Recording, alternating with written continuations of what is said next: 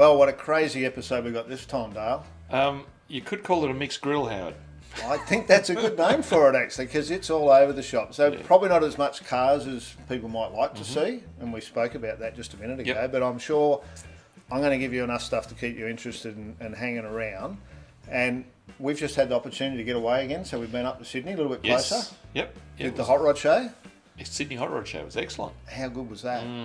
And while we were there, I don't know if it was the first time you'd met Rod, but we met Rod and Carol Hatfield. Yes. And I've known Hattie for, I don't know, like everyone else, 30, 40 years, I suppose. And in the 90s, had an opportunity with the Pioneer coupe to do some work on the car with Rod, with the front end and stuff.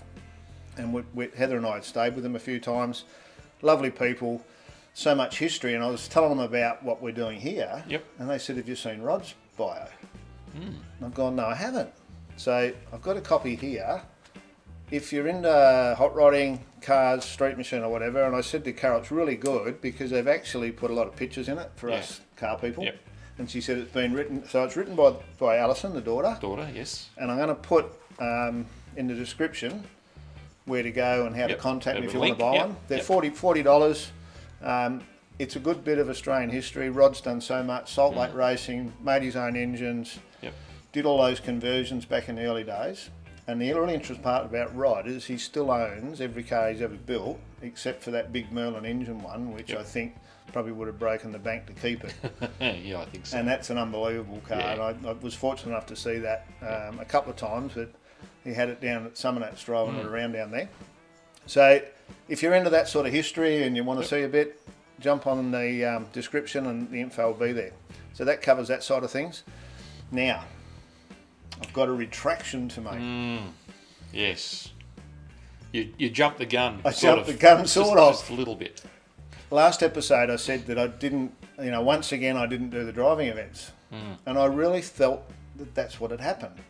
But in doing my homework, as I'm always doing lately for these shows, I was watching some of the old VHSs from the early Summonats. And here's a picture of the coupe with the flag on it doing the go away.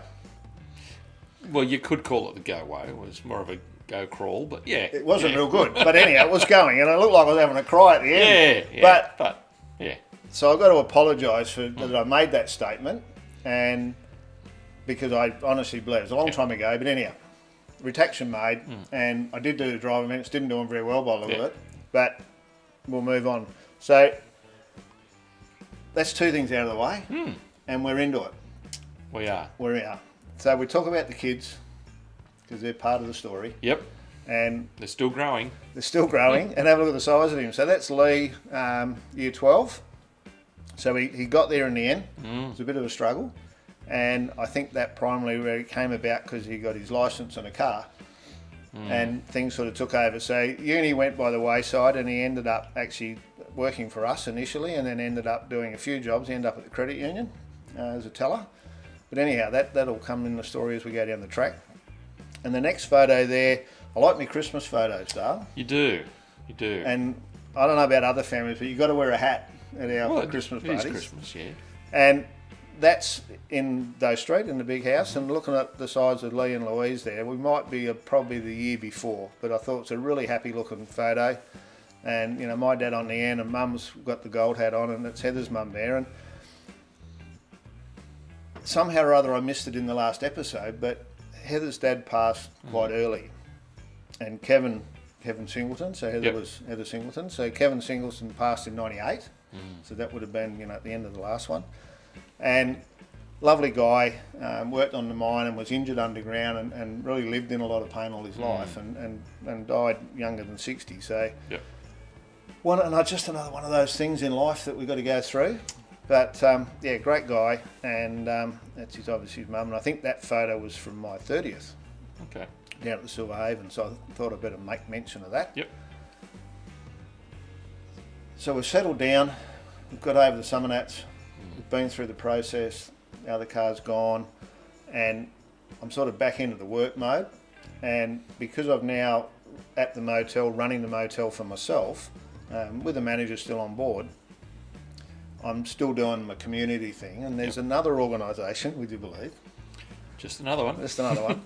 Regional Consultative Committee, And it's a state government organisation, and they have regions all around New South Wales where their role is to generate, manufacturing jobs, find opportunities and get extra funding for infrastructure and those sorts of things. So Broken Hill was the base for the Western region, and I had the opportunity to get involved in that. And I was saying to you earlier, the gentleman on the chairman of that organisation was John Williams, Yep.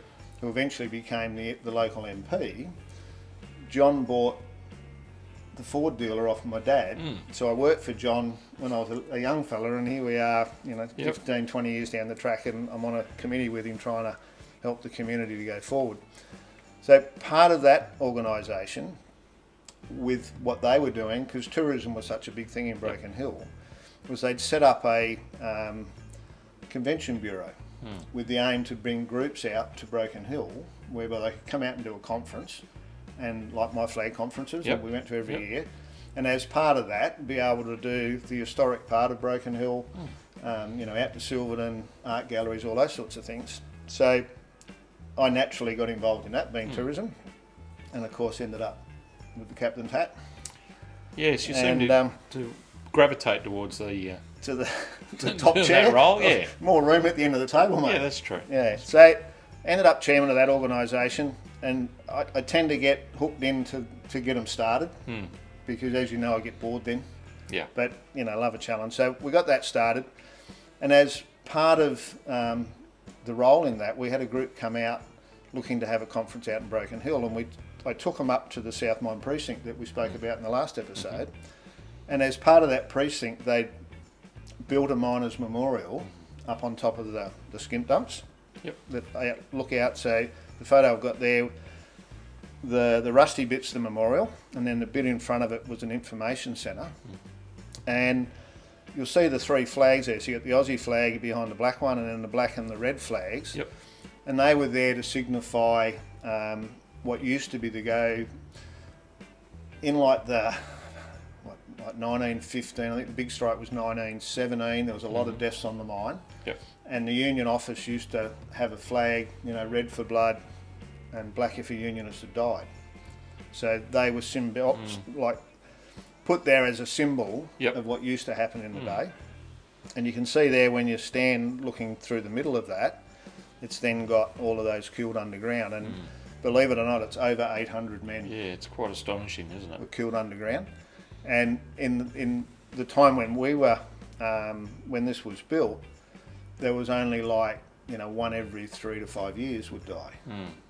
But there was years where there was 70 died. Yeah. Well, it was over 100 years old, wasn't it, the mine? Yes, yeah, and there was like 12,000 men on the mine. Yeah. Yeah, so it was massive. So as part of that whole area, they had this, and I was taking the people up to show them this particular cafe and information centre and ticketing, and this hadn't opened at that stage, and I had these people to show them around because they were coming up about 6 months' time. And the manager that was running the whole line of load precinct said to me, like, "You're in the game, do you know anyone that might want to run the cafe, because the bloke that was going to do it's pulled out on us?" I don't know, sort of know a bloke. might be interested. Saw an opportunity. So I had to talk to Heather that night, and of course we went down that track, and the reason I'm talking about it is we ended up doing that, and I'll go into that shortly. So really interesting building. So they put it out of competition, and people put in what they thought would be the thing to do. And the particular building won quite a lot of awards when it was first put together, and it looks a bit like a smaller version of what we've got on the top up here at Wollongong now. Yep. And it was set up so that when you walked into that, you felt like you were going into a mine shaft. And it had bits, so it was all rusty metal. You'd know the name of that, being an Orcon man. So what's the name of the metal that rusts and it doesn't rust away? Yeah, like pig iron and there's a trendy name for it. Anyhow, so all the outside, all the steelwork is bare, and it has that gingery look about it. So, and then inside was preformed concrete, and it had pebblecrete floor, and it had a drain running down one side that was to make you feel as though you were underground, because all the drainage ran down one side underground. So it had all of these novel things about it. So that was the building, and we'd come to arrangement to go in there, but we only had 3 months from when we sort of said yes to when we'd go in, and I'll get into that in a minute, because in the meantime, while you were bored, other things were going on, because that come out of the blue. So prior to that happening, I'd taken on, I was wearing the hat for the golf club. So I'd been playing for a few years now and get involved. And I've always said, if you either keep your mouth shut or fix it. So I took the opportunity to put my hand up out there and be the president of the golf club, because it was set up and running well. It was amalgamated with a local poker machine club that paid the bills, and we really just ran the game of golf. It wasn't, we were a greens committee and ran the golf. It was all going smooth. Going beautiful until about October that year, when the main club went into administration. So the administrator came in and said, look, the golf club's burning about $450,000 to $500,000 a year. It's got to go. It's killing the main club. So they put out a tender for expression of interest if you walk in, walk out golf club. And they had a few applications, but nothing that really added up. So they're going to close the door. And I mean, we're talking a really well-established golf club.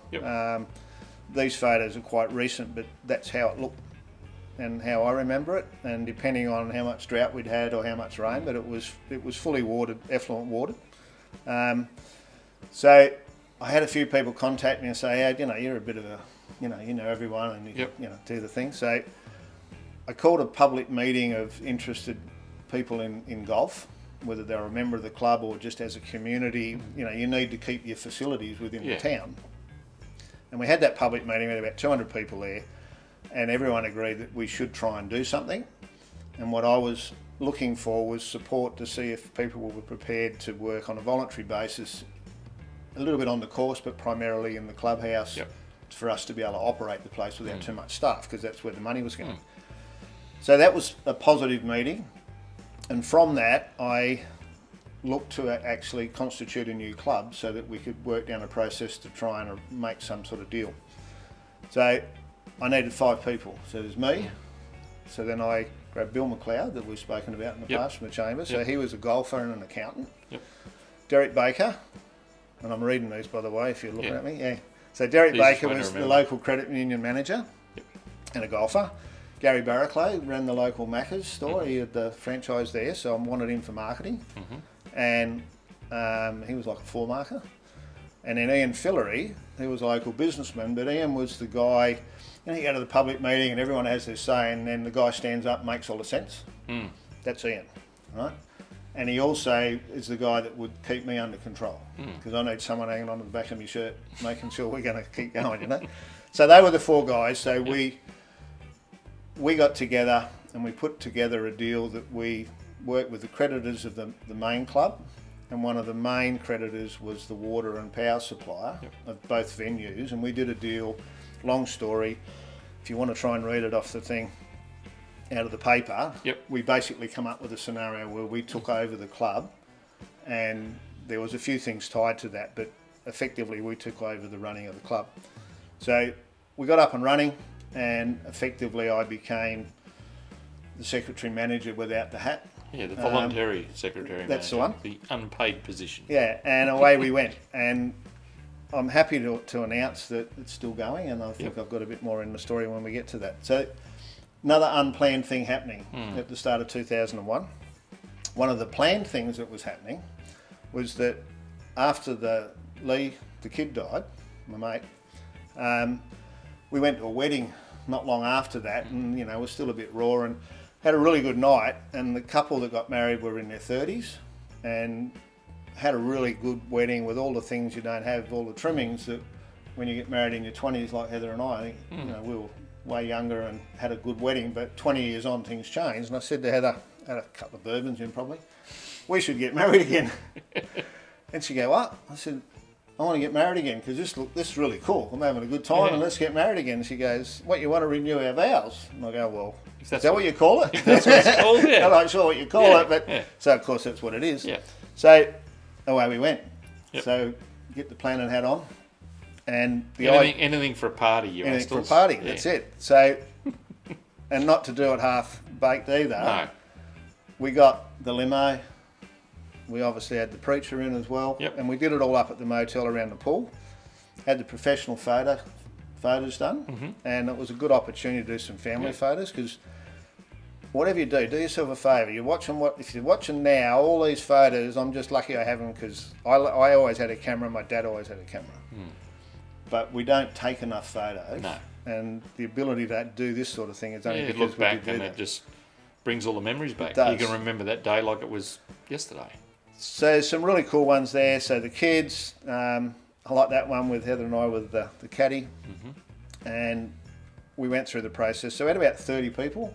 So the people that were in the first wedding with us, other friends, neighbours, and the kids had a couple of their friends there. So it was about 30 of us. So we booked the restaurant out. Sorry, we're full. And had a really good night. And then I got a bus organised to pick us all up at about 11 o'clock, so we didn't keep the house guests awake, and headed home to party on. So had a good night, and never ever regretted one moment of it. No. So Opportunity the to do it the problem right the is second now time. is, we're up to 40 years now, so haven't backed up the second 20 years, but we're still going strong. So that was another day in our life. And then, of course, now we've got this new business to get organised. So we're still running the motel, got a manager in there, and I've got quite a lot of staff. I think we had 14 or 15 staff at that stage. But this one was going to need about 18 staff on roster, because it was open 8 in the morning till 10 at night, every day of the year but Christmas Day. And then we had a motel that was the same every day but Christmas Day. And it was a in a restaurant. A new venture. Brand new kitchen, all new furniture. And the building, unfortunately, it might have won some awards, but it wasn't very well designed. It wasn't thought of. Well, it wasn't designed It wasn't for planned catering. out. They didn't plan it properly. That's right. So there was nowhere for refrigeration. So you see the crane there. I had that cool room and freezer, and dropped that into the backyard, and it was made to fit outside. And then everything had to run through the cafe to get to the kitchen. So we did all of that, and then you'll see the uniforms here. Because it was on a mining, it was actually on a mine site, it was on a mine lease. Yes. And it was the Miners' Memorial. We did the uniform, so we had Blundstone boots, dungarees, the orange safety belts that a guy that makes them for the mine made them up for me. And then the pouches, they normally have their cutters or pliers and stuff in. We had those for the notepads. And then their shirts, the grey shirts, was a copy of like the flanos that they used to wear underground. So the whole thing was to keep that mining thing going for it. And there's a shot there of a whole heap of them. The staff are probably on the first day by the look of it, because no one looks like they know what they're doing. Well, they're still clean. That's good. Yeah, that's true. But look how young they are, mate. Yes. So we had all these kids running around. Fresh-faced. And the one looking away from us is Lee. He had a bit of a bleached hair thing happening at that stage. So it sat like 50, and it ran as a cafe. And, the idea, we did breakfast and obviously lunch and, coffees and stuff. And the original plan was we'd do the ticketing for the memorial and the tours. And unfortunately, the tours never got off the ground. So this area was another separate area that was the ticketing. And then we did souvenirs, and we sold local mineral specimens and all sorts of stuff. So a lot of learning going on for Howard's Head again. Yes. And we got that up and running, and it took me about 3 months to get a liquor licence, because you can imagine I had to get a liquor licence on a mining lease. That's awkward. So I ended up, solicitors and barristers. I think in the end it cost me about 30 grand to get through the legal loopholes, because we had to get something changed in an act somewhere that didn't allow it to happen. So we need to get an exclusion or an exemption from that, because it was a tourist site. So we ended up getting the licence anyhow, because that was a bit of a bugbear to have people there at night if you didn't have a licence. And we ran that for 12 months. And the reason we ran it for 12 months is one of the person I had, Zoe, that was my manager there, after a 12-month period, had a friend that they were interested in buying it. And we were running the motel and that. Lots of staff, lots of pressure, and I went, you know what? Done that. I'll hand that over. Tick that off the list. So I see now that building, when I was doing some research as I do, has just received that precinct has received another $5.5 million in New South Wales state government funding to do a whole revamp on it, and all those things that were a problem for us at the start obviously was a problem for a whole lot of other people that were there, because now they're going to redo all of that and put some proper commercial kitchen, all that sort of stuff in it. So it's good to see it's still going. Yep. And that's the concept drawing for what's going to happen with it. So great. It's good to hear that it's still going. Yep. So another little venture, quick 12 months, in, out, lost a bit of hair, didn't lose a lot of money. The interesting thing about that one was, is as I've said in the previous one, I was heavily involved in industrial relations. Yep. And that was the era of the first of the enterprise agreements. So being a new business, when I put the application out for people to apply for work, part of that when they applied was that they would be under a industry agreement for that building. And it was the first time in Broken Hill, maybe even in New South Wales, where we set up a 7-day award. So no matter what day of the week you worked and whether it was a public holiday, it was a flat rate. But on a Monday you got paid more than a normal Monday, and on a Saturday you got paid less than a normal Saturday. But the idea was to level it out to make it easier for us to operate. And to be able to staff it with the levels. You know, you go to on a public holiday, you go to a tourist attraction with no staff because the rate's too high. So we tried to avoid that process. Well, that got us into a whole lot of trouble because I had the unions on my back and I had the mayor on my back because he was a Labor guy. And it wasn't my side. So I stuck with it. And I got it. And unfortunately, when the new people took over, they let it lapse.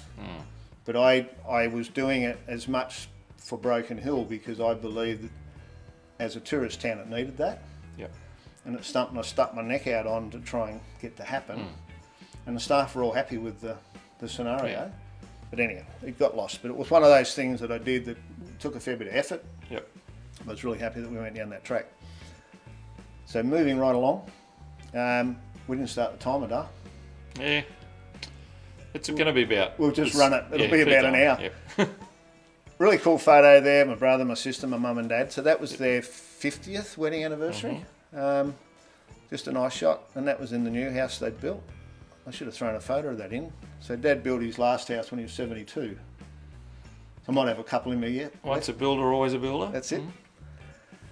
And around the same time, as we did back then, we've got unique cars. Yes. And I'm flicking through, and the Fairlane pops up in unique cars. And I can't remember the number, but I think it was like 35 grand.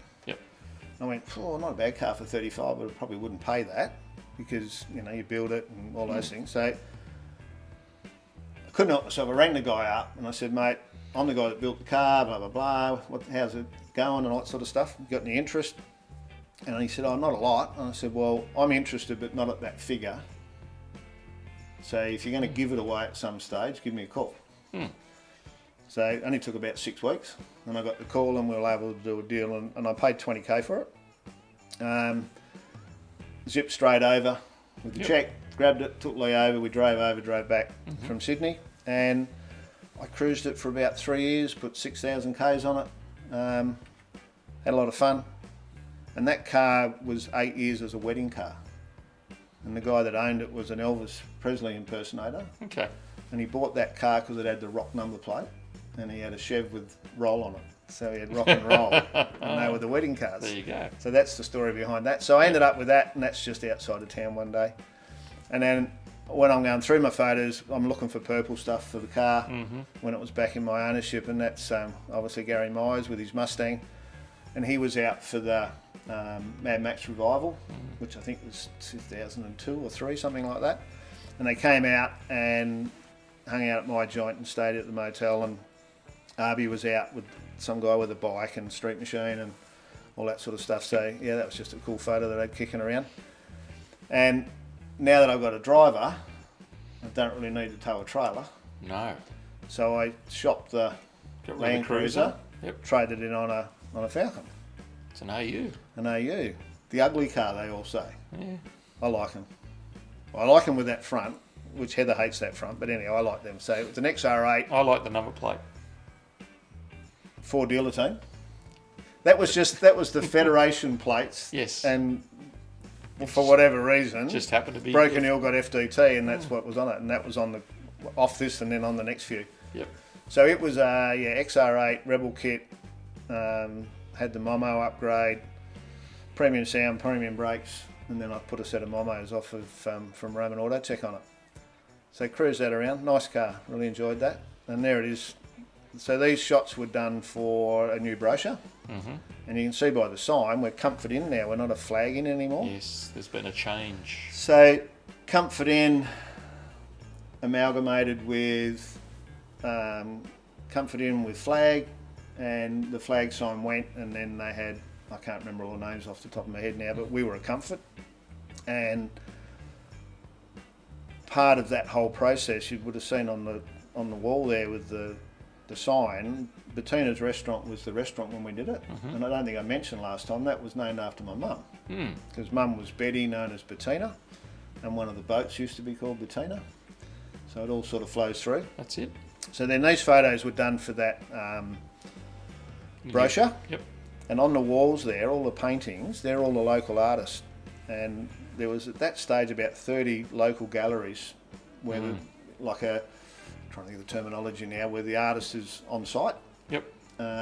And you could go there and, you know, everyone knows the Pro Art. Yeah, residential, Yep. So there was a whole lot of those people. So what I did to deal with all those to put one of their paintings in the restaurant, and then we'd send them out to have a look and hope they'd stay another night. Now I've got some homework for you, Howard. Yeah. Because I remember seeing you had Pro Heart in the restaurant one night, and you did a little sketch on a napkin. I think I know where it is. Give me a second. Keep talking. Oh, okay. So there you go. So yes, so he's done a little sketch on the napkin, and yeah, lo and behold, you know what Howard's like. He doesn't throw anything away. So I wanted me to do some homework. I wanted him to do homework. I didn't expect him to do it that quick. I just looked over your shoulder and seen it. There it is. So there it is. So we'll see a good meal, Pro Art 2004. And he's got his plate with the fish on it, what's left of the fish. Yep. And a typical Pro Art dragonfly. There you go. So if someone wants to make me an offer, it could be worth a few. It might be worth a buck now. Yeah. So there you go. So all these little things. And another shot there just of Heather in the in one of the rooms. So we've got rid of the one sort of gaudy bedspread and gone on another one. Yeah. And the artwork on the walls again. So lots of that local art. And then a cool photo here that sort of ties in with that was another Christmas at the motel with the family. And then I've chucked that one in because I know how much you like a little junket photo. I don't get anywhere near as many junkets as you, Howard, but... Well, it's every year pretty much. This is a Comfort In junket, not a Flag one. So I spotted that and I thought that's obviously the right year and yeah, good fun. And then we move on. So number 2 son, Rodney, young Rodney, needed a wedding car. Needed a wedding car. So a bit of a Holden man, but he couldn't help himself to go for the Fairlane. So just a few shots there, cleaning it up, and then. What's the movie, mate? With the Men in Black. That's it. Yep.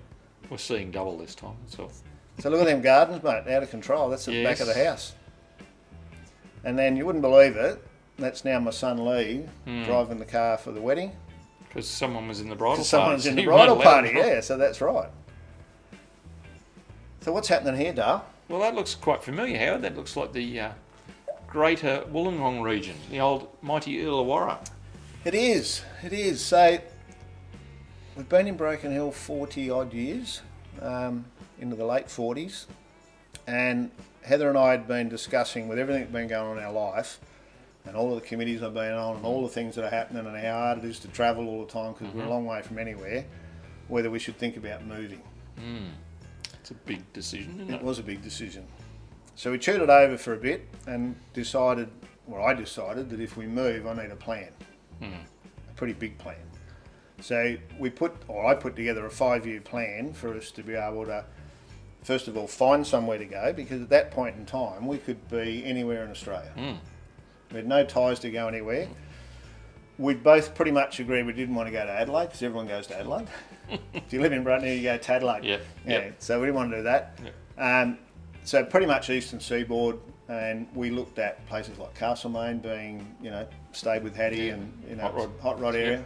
Too bloody cold. And then we looked at Canberra. Too bloody cold. Wagga. Same. Cold, hot.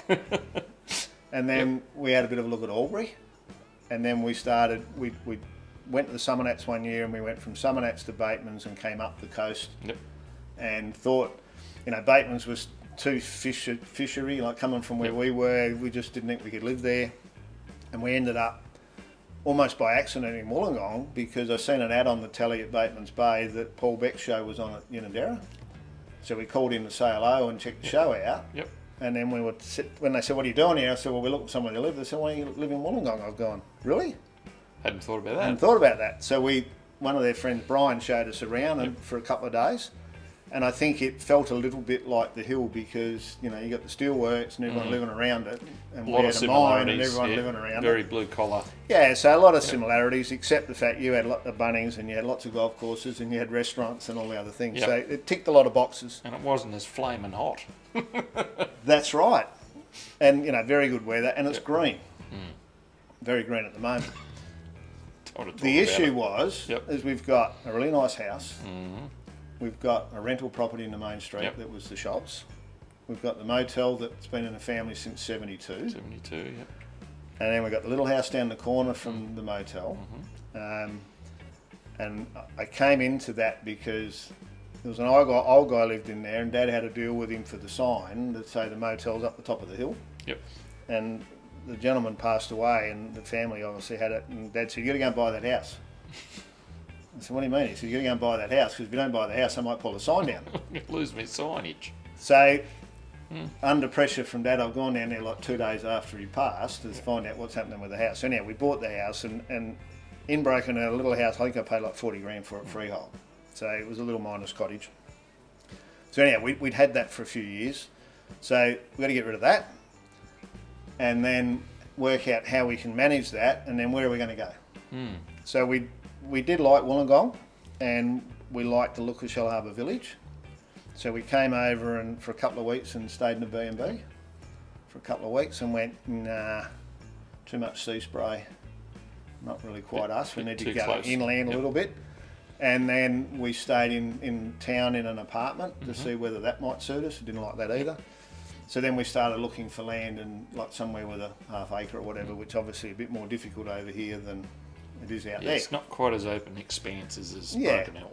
So that was in the planning. We've got the 5-year plan. Meanwhile, things are still ticking over. So the next photo there is Louise at her debutante at the Civic Ball, and proud day for Mum and Dad. And then of course I've got to let all these committees know that I'm leaving. There's a few of them. So most of them got to the board meeting and said, "Righto guys, I'm leaving town." Oh yeah, righto, good on you. I go, "No, 5 years, you got 5 years and I'm gone. So I want to be off all the committees in 3 years. Yep. So start thinking about who's going to do what because I won't be here." And they I don't think they believed you, did they? They all laughed. Yeah. I said, "You should know me well enough now. I've made up my mind, I'm going." So I've got a little, I don't know if we'll put this up, we probably will. So I've got that's the 2003. So this is like the 3rd year of the new organisation. And I was interested, I just had that report because I was the El Presidente. And all those guys that were on the first committee are still on there. But what interests me and I'd sort of forgotten about was that we turned over 600 grand in that year. So it was a pretty decent sized business that someone had to be able to put their hand up as the president to keep it all running. Especially with all the volunteer work that was going Well, on. I mean, Bill was, we had 2 accountants on there, it was a good strong board, but someone's still got to be running the ship. So I give them the nod and then doing my homework again, I had a look and it's really cool that 21 years later, the club's still running under the same structure. And I mentioned Rousey the other day in the golf trip. From your golf trip. Well, young Adrian now is old Adrian. So like the rest of us, he's the president. He's got as much hair as you. Yeah. And I was really cool to see that they'd applied for and got 150 grand off the New South Wales government sporting body or whatever to do some more work out at the club. So it's still cruising along, and depending on how much drought or rain there is to the condition of the course, because it's all effluent. So it's good to see they're going. And I was talking to Rodney the other day. He's back having a hit, so that's pretty good. cool. Yeah. And then of course there's the Chamber of Commerce. So I've been on the Chamber for 20 years or something, and Lifetime. Starting to walk away from that, I let them know that I wouldn't be the president next year, and then 2 years after that I was going to come off the committee. And then I think the third or fourth year I went to the AGM and I was very pleasantly surprised to receive a life membership. So yeah, that was pretty cool. And that hangs proudly in my office. So the other committees were more tourism type based and not so heavy involvement, but I started to back my way out of all of those. So at the same time now I'm starting to structure, I've got to sell everything. Because I didn't want to be the guy that moves away but has to come back to run the business. I wanted to just move, which was a big call. Hell of a commute. A big call. Well, my brother still does it from Adelaide. He runs a business, lives in Adelaide, runs a business. That's the problem. Everyone from Broken Hill goes to Adelaide. So. True.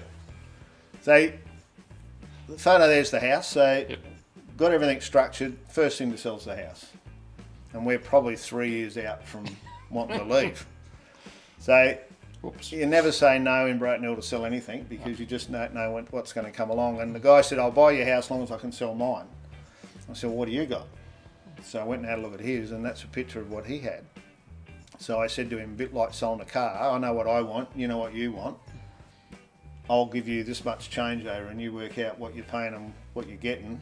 And that was the deal. So we did the deal, and then I got another job to do. So it was a 70s style house, well built house. It was built by a builder. Can't think of the guy's name now, but just up, this was like a block away from our first house. So back in Bromide Street, and then it had a homemade pool, concrete pool, so we knocked all that in. That's got to go. That's got to go. Lined the shed, knocked some walls down, do some plastering. I think you've done that before, Howard, once or twice. Heather on the brush, Louise on the brush, everyone. Lee's supervising. helping out. Yeah, I was doing a bit of tiling. Yep. And then I decided, I built some extra walls out the front, and then I rendered the whole place myself, which I don't know that I'd ever recommend to anyone to do or to do. No, it's fashionable now. And that's the look. So it was that Tuscany look, and we were there a couple of years, and then so that's how it all finished up.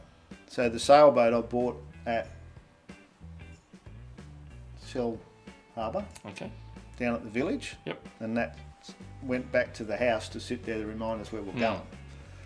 And I only just sold that the other day actually when I had a bit of a clean out. So that was the house, nice and light and airy. Nice lawns, and we lived there for a couple of years, and then we're fortunate enough to sell that fairly quickly. The market had starting to go into the boom phase again, and we got good money for that as part of moving on. But our other house, being such a big house and a big shed, wasn't sure whether it would sell or not, so it did. And then we progressively sold off all the other bits and pieces. So the next photo there, I got the rolls there. And unfortunately, Mum and Dad were involved in a single car accident, and Dad was driving, and unfortunately Mum passed away at the scene. Quite sad. So yeah, very difficult to handle at the time, and still is today, I guess, and very hard on Dad. And there's just some photos there of the family, and then massive turnout.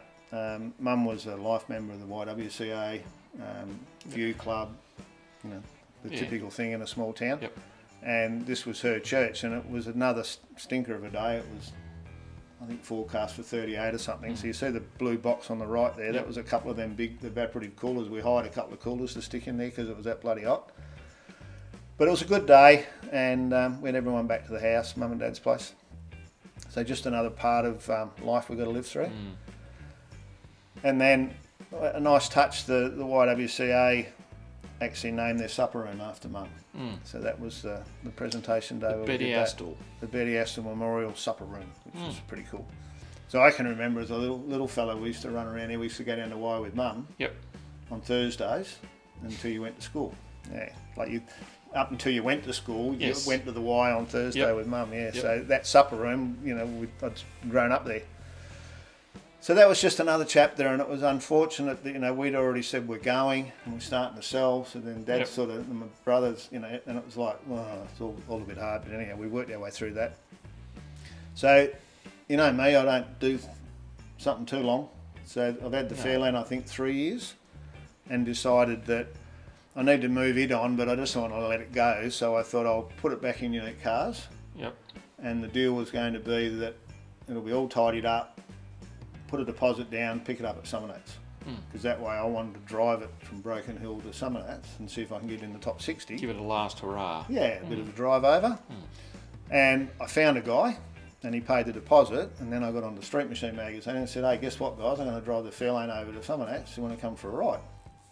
So that happened, and but before we could do that I had to clean it up, so I just decided to give it a bit of a wash. Just a little bit of a detail, was it? Doesn't look So like it. done about 8,000, and this had no inner front guards. Yep. So that's, the firewall damage and stuff was just got drove. So I pulled it all out, repainted all those bits and pieces and tidied it up, put some new tyres on it, because I think it still had the original tyres on it, and got it all sorted out. But before we went, Louise had a prom. I know a bloke with a car. You could take it to with the a car, prom. you could do that. And so we did the prom, and then I think that's actually Louise in the car with me now, because Glenn got in the other, because we had the XR8 as well, so we could drive home once I delivered it. So that's Louise in the passenger seat there, heading towards Wagga, going the other way, from Wagga, anyhow, on the main road there, and that's out on the old Hay Plains as usual, or outside near Wentworth somewhere. And then that one there, I was driving along and heard a ting, you're driving, ting, and I went, that doesn't sound good. So we popped the bonnet at the servo, and it was, I think we threw a wheel weight. I couldn't find nothing, and nothing fell off, so that was good. And then this was the actual magazine feature. Yep. And it's interesting that the guy with the lollipop there pulled up and got out and talked. I said, that'd be bloody typical. And he goes, what? So I'm driving a show car to Canberra, and you bastard's got the road cut up. And he goes, if it's a show car, what are you doing driving it? I thought, well, I put my foot in that, didn't I? Yeah, put you in your place, eh? So then that's Rodney behind us there as well. See the white. So he Yep. come up in the world a bit. He got himself a nice Commodore. So yeah, magazine feature again, and then that's the giveaway, and you wouldn't believe it. So the first time round, Street Machine give it away. Yep. Guy in Dapto wins it. Guy that lives 3 houses down from me in Dapto. Yeah. So then I get it back after I'm like the 4th or 5th owner. I get it back, and then I sell it, and the guy that buys it lives in Dapto. Of course. Yeah. Where does Howard live now? Dapto. Pretty much. So we get to the Nats. So there's just a photo of Louise and myself, Rodney, Rodney's missus, Louise's mate, hanging out, building b-ball, isn't it? Yep. Your favourite area at So Rodney and Summernats. Simone, that's what I was looking for. Yep. So Summernats, my home. We achieved the result. I don't know whether it was a token gesture or whether we got enough points, but I don't really care. I've got my top 60 mug. Yes.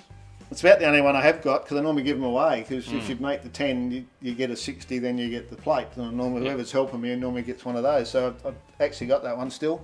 And then that year, they announced and started the Master Craftsman Award. And you were the inaugural... So I was fortunate enough. Recipient. That's this fella here. I've got to be careful, because sometimes the glass wants to fall off the top. So that's that one there. So that's the Master Craftsman Award. So yeah, I was very chuffed to get that one. That's someone at 17. So another one to the collection. Yep. So even without a car, I'm still hunting trophies. Can't help yourself. Can't help myself. So that's the Nats. Go back home. Reno the outside of this house, the little one. Get it cleaned up and get that sold. Yep. And you have a birthday every year. Yeah, Howard loves his cake. Love the cake. His And candles. that's in that little house when we lived there, because I can tell by the little window and the blind in the background.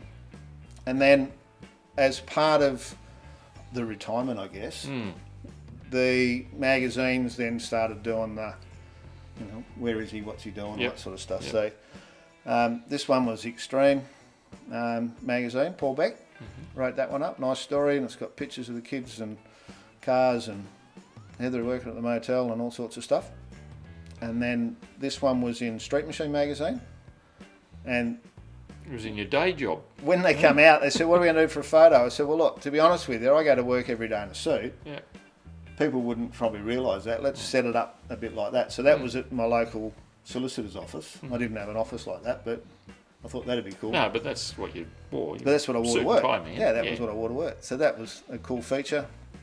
And then another one, our favourite, mate. Unique cars. Unique cars. Yeah, the wheel nut story. So that was sort of mid-2000s, starting to wind down. So we're working through that process. We're trying to sell the motel. We've renovated the house. Rodney's bought himself a ute and says, you reckon you could do a couple of touch-ups for me on the ute? I need a little touch-up. So I said, we'll get some paint and then bring it over and we'll do something with it on the weekend. So he turns up with 4 litres. Yeah. I said, so... Rodney, they sell touch-up cans about this big. Yeah, what are you thinking, mate? So, of course, we end up closed-door respray. Yep. So there he is, working away. And the trailer's stuck outside now because we don't have the big shed anymore. Still works on Holdens. It's good.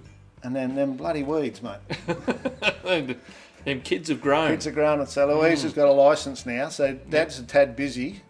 So I decided that rather than try and find a car and trick it up for her, that we'd buy a tricked up one. And I'm in Adelaide doing something and I was driving down Main North Road and spotted that in the car yard. Yep. And went back and had a look and someone else had tricked it up basically, probably the car yard. And the price was about right. So that was her first car. Lucky. It's always good to be in an Astill household, isn't it? Eh? Mate, she was a good girl. She'd started work at McGregor's when she was 13. So she had plenty of her own money as well, and Grandpa always looked after him as well. Don't know about Dad. Yeah. So all of that's settling down a bit. Everything's progressing. We're looking for somewhere to live, and I've started to look for a block of land over here now, and got rid of the Fairlane. So now we've got room for the next one. So I got Ryan Carter that was... You can't retire for long with cars, can you? No, can't leave it alone, mate. Can't leave it alone. So Ryan Carter was doing an expression session at Street Machine. So I got onto him and said, this is what I want to do. So he drew up the concept for me. And then I went looking for a car and I put the word out. And Dave Ryan, that was a director at Rare Spares that I knew through my, working with them with sponsorship and stuff. I was talking to him at an event and I said, I'm thinking about doing a 66, and he was looking for a fastback, and he was looking at a fastback and this thing was in the same yard, and he rang me and he had a look, ended up buying it, and it was a bit of a pig, but it's what I needed, and it was cheap. It was $7.5 grand. It was a good starting point. And it was $7.5. I mean, you didn't buy much back then for that money. So I sold the Cruiser. So I was talking to Fuzz. Yep. Hey Fuzz. Hey Fuzz, what are you doing? Just, and he said, I'll borrow it. So we borrowed the trailer, and because my trailer was a bit big. So we borrowed the trailer, went down to Melbourne, picked it up, had a bit of a road trip, and got it home, and then back on the job, mate. So you see the bench? That's a very familiar bench. It moves around, that bench. So that's the third shed it's in. Yep. And when it got here, it was in its fourth shed. So we stripped it down to a shell, and Rodney there and Sean Summers, and that shot there is ready to go to Adelaide for the dip. And I get this early morning phone call, and the guy says, Howard? I go, yeah, mate, what's up? And he goes, you're doing a Mustang, aren't you? I said, yeah. He said, mate, there's one in bromide thread on the trail, looks like it's going out the tip. I've gone, yeah, that's mine, it's going Adelaide to the dip. He said, I thought it might have been good for a few cuts. Dip, not tip. Yeah, yes. That's it. So we took it down to minus paint in Adelaide, ran it through the bath down there, and then got it home. And I don't know if you've ever seen one when they come out of the pretty caustic. bright, Yeah, pretty it's shiny. pretty good. And it wasn't too bad a car, and then I got into it and started doing the welding and stuff. I don't know how much time I got here, Dale. Got any idea? No, I'm not too sure, but... So I got a few photos. Yep. So pretty much engine bay fully welded, and then had some rust in the floors, so I replaced the floors, and I chose to use flat sheet rather than trying to make something. So I used, I think, 1.6, and then all underneath, anywhere there was a line that spot welded, I fully welded, and then got rid of all the lips. You can see around the wheel arch and stuff where it's been cut. So show car, but not a show car. So the idea was to smooth it all up and then put a textured finish on it, and it's a little bit like what we're seeing all these years later, people doing on the show cars. So the idea was to make it clean, easy to look after, but not gloss. And then the rail that's under the sill there, I put those through as a secondary rail to tie everything together. and then we had a bit of rust to do in the quarters, and in the front end, I tied all that together, put an RRS front end in it. Yep. So put the power rack, and once again, torque boxes, tied all of the floors and all together and fully welded, and all of that in 2 mil. So very, very strong car. Yep. And it was done that way because I'd always had it in my head that I'd do some track days or Targa, Tasmania type events. Yep.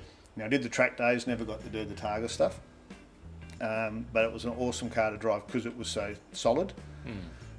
And then tidied up all the little, all what I like to do. So all around the boot was fully welded, all tied together. So the next series, when this car gets to the new shed in Wollongong, because after you'll see the finish of this. So you got to the body work, and then I got all the steel done out there.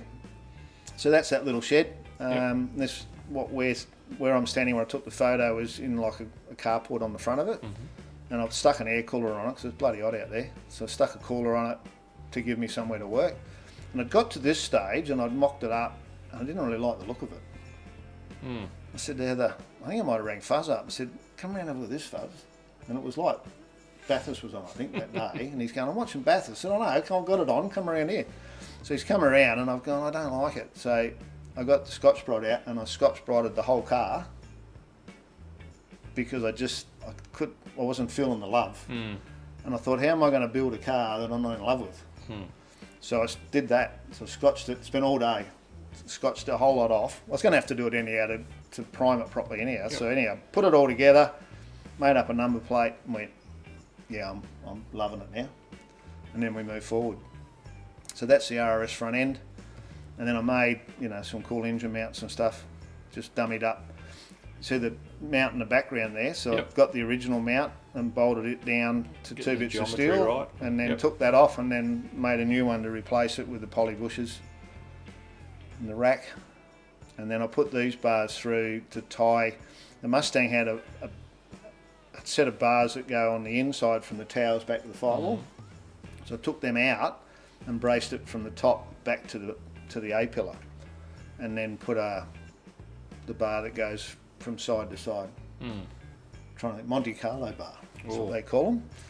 So that tied that whole thing together, the whole 4 bits.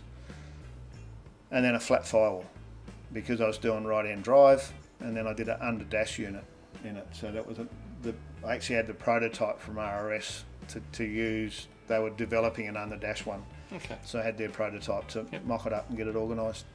And then we put an RRS coilover rear in it as well with the Watts linkage. It's a pretty cool car to drive. Yes. We got the ride in it. You got the ride in that. That was something. So then all the inside is all stitch weld like a rally car.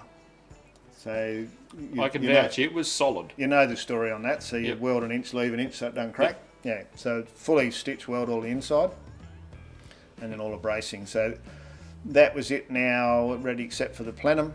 So got it all sealed up in epoxy, and then that's it getting loaded to head off to its new home. So by this stage, we've bought a block of land in Wollongong. We've eventually found a block after a lot of looking and way too much money. What I sold my house for, I had to spend on the block, which was a bit of a reality check, I can tell you. So we loaded that up and took it over, and that's it in its new home. And then while the house was being built, and I'll explain all this in the next one, we actually rented a 2-bedroom unit just up the road from where we were building. And every time I came over, I filled the trailer up with stuff and put it in the garage at the unit. So every time we travelled over, so it's a 12-hour trip, 14-hour trip, as you know, you've done it. Yes. I moved the whole place, all the workshop and everything over myself, which I'll never do again. But we did at that time. No. So that's Heather and I on this block of land where we're standing now, before there was anything here. Enjoying some rain. Enjoying some rain. And that's when we first cut the block. So that'll all be that's the next build in the next episode. And then I took that photo this morning. So as you know, I'm out walking in the morning now because I broke my treadmill, so I decided to walk the street. He's an early bird. So I'm an early bird now. And that was the best sunrise I've seen since I've been doing that. And I just thought, I got a really good photo this morning. I'm going to use that tonight. So that's where we live now. So the next story will be that final movement from Broken Hill, and pretty much leaving nothing behind, and setting up shop here. And then we actually go into retail, and I've got a whole lot of stories to tell next time. So not as much cars. No. There's a tease. The Mustang's in there. There's a bit of a tease there, and a nice XR8. Yep. A couple of toys for the kids, and so thank you very much for joining us. Yep. And we've got to do all those things. We've got to subscribe and all that sort of stuff. Yep. Do we have to keep saying that, Dale? Well, we don't have to, but But we'd like you to. Helps. Yeah. Yeah. And I'm liking your shirt, by the way. Yeah. Bit of sponsors product. Still got the creases in it. Must be new. Straight out of the packet. Hey? Yeah. Thanks to Lovels for supporting us, keeping us going, and don't forget about Hattie's book. And I'm not sure where they get them now, but Chick did a nice book as well. Yep. And this is my book because I didn't want to write a story. Yeah. So he wasn't good with spelling, so that's it. Audible was much better. It. So thanks for joining us, Yep. and we will be back in a couple of weeks with the next episode. Catch you then. Bye. See ya.